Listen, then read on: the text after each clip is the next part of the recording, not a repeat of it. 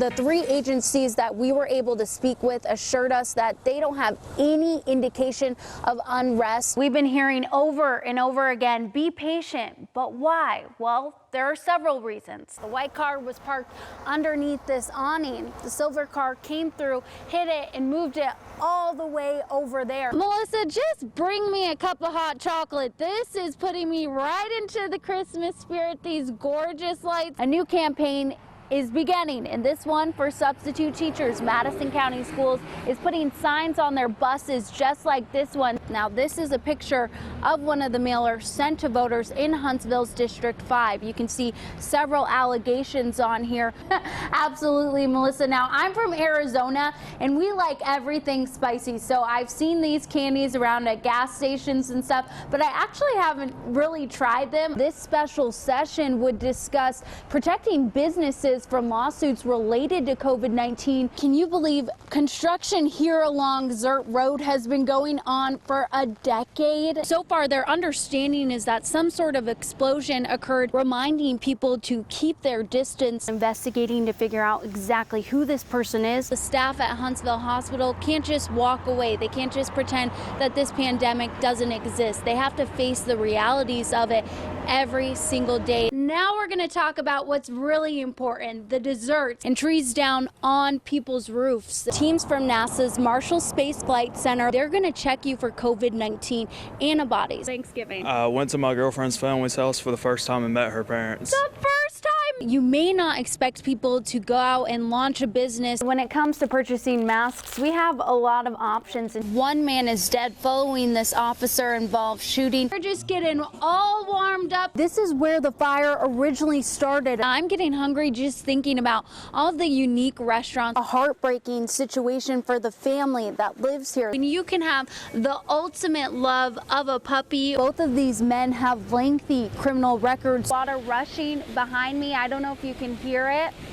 Multiple people have died in this fire. Healthcare coverage to more than 200,000 currently uninsured Alabamians. What looks to be a piece of a trailer home. Hey, good morning, Tennessee Valley. Oh, that wasn't my best one. Thank you. I have a lot of talent. Ask me what questions you want as we walk around. It's been well over 100 days. Given that this is a single case at this time, and since the first case of COVID-19 was confirmed in Alabama. Typical nurses work 12-hour shifts. That's their normal shift, and they might work 3 or 4 shifts a week. Right now, we're asking all of them to pick up extra shifts, and we're offering them additional compensation to come do that. Up on the 4th floor of Huntsville Hospital, teams of staff treat the sickest patients. MICU is split into 2 separate sides. This is our 16-bed side. The patients over here are all under the care of our intensivist. What you see up there is our intensivist and our residents making rounds. Every morning they do grand rounds on the patients. There's also respiratory, dietary, the bedside nurse is involved. It's truly multidisciplinary. The people behind the scenes here at Huntsville Hospital actually started planning their COVID-19 response back in December when the coronavirus first appeared in China. Today, they're still adjusting, adapting to what they learn. You will notice as you go through the unit, some of the patients have the IV poles out in the hallway. And that's simply something we saw early on, probably on social media the first time that they were doing up north. And it keeps the nurse from having to dress out every time an IV pump beeps. And it also allows you faster access because it takes a minute to put on your full PPE. Every single time an employee enters a COVID patient's room, they have to change into fresh PPE.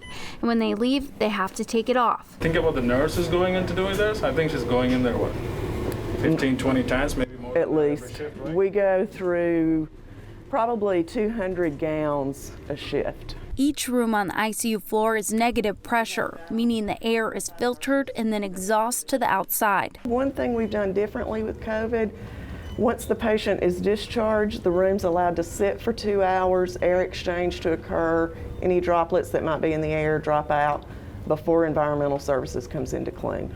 Oh, very interesting. That way you can protect them as well. Right. And it slows down bed flow a little bit, which is always something we focus on, getting people up from the ER as fast as possible. But you want to be safe. Doctors who work with the sickest patients say this virus can't be compared to others. The way it spreads and the way that your immune system responds to that, you get much sicker than the example you mentioned, like mono. And the recovery can last weeks, if not months. We're talking about multiple organs failing sometimes. You know, patients have heart failure, respiratory failure, patients have kidney failure.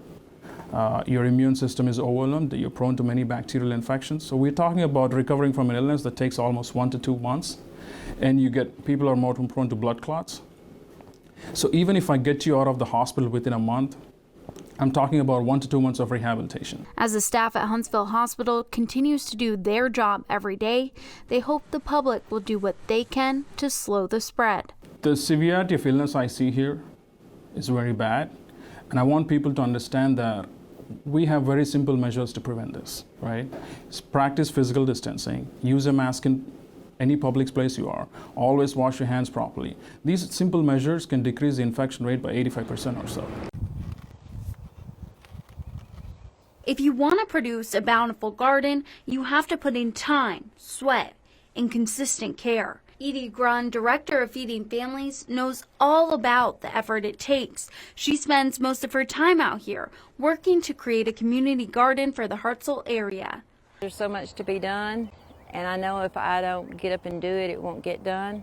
And there's 300 reasons a week that come in my door that I get up and do it, and they're all worth it. Grun has always had a passion for serving others, and she's familiar with how it feels to need help. I have 2 biological children, I've got an adopted child, and I raised foster children by myself. And it was always hard to come up with the food for them, especially healthy food. Grun is dedicated, but she can't do it alone. We desperately need all the help we can get to make this work. I can't do it by myself. Soon, the garden is going to provide a variety of fresh produce for the community. This area is going to be squash, okra, tomato. I've got a few more tomatoes I'm going to put out. Grun knows that even with hope the size of a mustard seed, a mighty plant may grow. Yeah, it takes a lot of faith, but a lot of faith will get you a long way. In Hartselle, Jordan Dafnis, WHNT News 19. Death investigators are required to come in close contact with viruses such as COVID-19. But under the measures and the global pandemic that we're facing, we're absolutely going that extra mile to protect personnel, but also protect others around us too. So they suit up in extensive protective gear. I tried it on. And I'm all ready to go. Their job is determining cause of death. If they believe someone may have passed from a COVID-19 virus, they run a test. And they say just like the rest of the nation, their office has had a hard time getting their hands on them. There's a huge shortage across the nation in the field kits alone, in particularly the viral transport media. This is a universal testing kit used to test viruses like the one causing COVID-19. Well, there are plenty of swabs. There's a shortage of viral transport media. That's the fluid right here that keeps the virus intact till they can get it in the lab for testing. So it's created a hardship on being able to find these, and on the coroner's office aspect, we anticipate that we should have enough media as well as testing swabs to utilize this in this temporary period until we can get more kits in. He says though their office needs them, they understand it's most important that hospitals have access to the testing kits they need. In Huntsville, Jordan Dafnis, WHNT News 19.